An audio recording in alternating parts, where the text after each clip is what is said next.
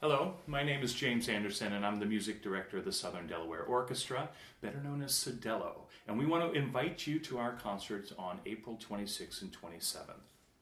The program begins with an iconic work from the orchestral repertoire, Smetana's The Moldau.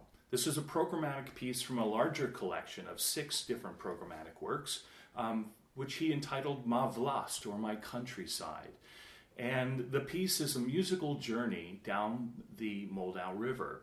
And what I think is really interesting about it is we have all these aquatic images that are projected through the music. But the piece is unified by a single melody that keeps recurring, which is really quite beautiful and evocative of things like the folk style of Bohemia, or the Czech, which is now the Czech Republic. And the melody goes something like this.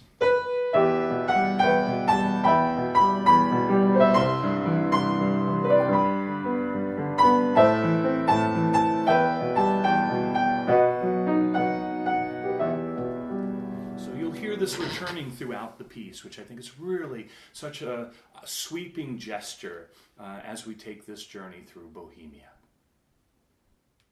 One of the cornerstones of the concerto repertoire is Haydn's Trumpet Concerto. Our performance will feature Brianne Borden, an extraordinary performer, has played all over the world. I have the pleasure of serving with her on the faculty at the University of Delaware. This work was a later work of Haydn's. It was written in 1796. And featuring a rather revolutionary instrument, the trumpet.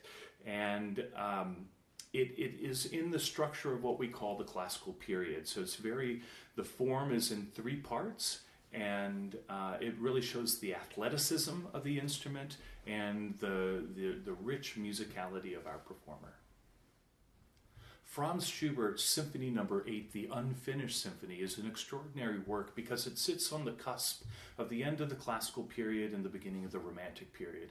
And in fact, it has these romantic elements, this brooding opening melody, these changes of dynamics, the different use of color, all suggest something quite new from a very young composer. Schubert did not live that long.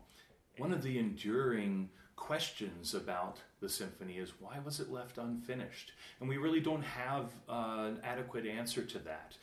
Many people say the 2 movements that we do have that are completed, and there's also a sketch of the 3rd movement, but the 2 movements by themselves represent extraordinary works and stand alone. They stand alone beautifully by themselves.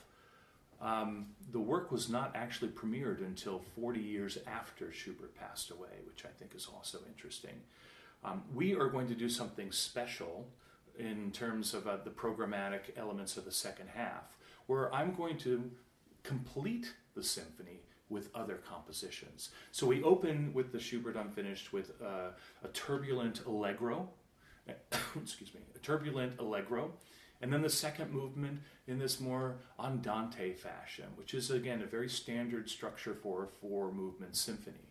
For the 3rd movement, it often is a dance movement, and that leads us to the Strauss Waltz. That will substitute for Schubert's 3rd movement. We will program the Blue Danube. This is one of the most iconic pieces in the classical repertoire. Of course, it is really an unofficial national anthem for the Austrian people.